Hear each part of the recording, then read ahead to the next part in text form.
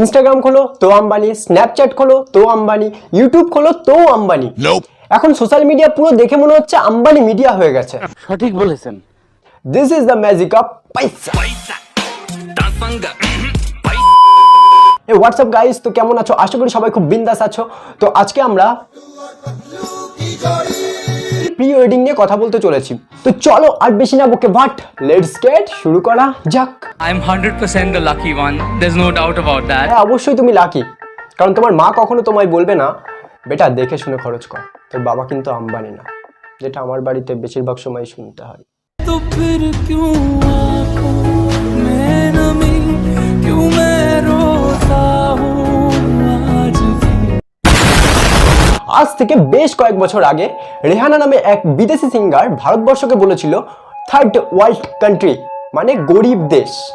ব্যাস এই কথাটাই মুকেশ কাকুর গায়ে লেগে যায়। অ্যান্ড তখনই সে ডিসিশন নেয় যে এই মহিলাকে একদিন ভারতে এনে তার কথায় পদ দোলাতে হবে। অ্যান্ড যেই ভাবনা সেই কাজ।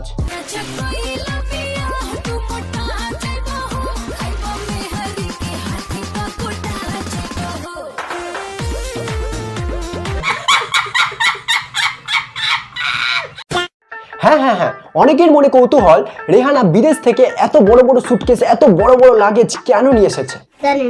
তার কারণ একটাই, আম্বানি বলে দিয়েছে জব তক বলেগা নেহি তব তক রুকেগা নেহি, নিতম্বো হিলাতে রহনা। This is the matter of paisa. দোলাতে দোলাতে ব্যথা হলে আবার দোলাতে হবে 3 ঘন্টা ধরে এই থার্ড ওয়ার্ল্ড কান্ট্রিতে। কোনো থামাথামির সিন নেই।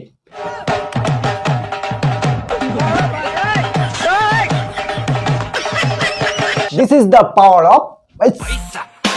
তো আমি শাহরুখ খান, সালমান খানের সিগমা অনেক দেখি, তো একটা শোতে গিয়ে কি বলছে দেখে নাও। दूसरा सवाल यह है कि क्या तीनों आमिर खान, सलमान खान, शाहरुख खान कभी तीनों एक फिल्म में देखे जा सकते हैं कभी? तो कैसी फिल्म आप अफोर्ड कर सको तो ऑफर कर दो बेटा, चड्डी बनियान बिक जाएगी तीनों को साइन। ব্যাস।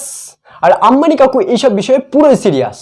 তো 3 খানকে তার নিজের ছেলের প্রি ওয়েডিং এ কিভাবে ডান্স করালো দেখে নাও।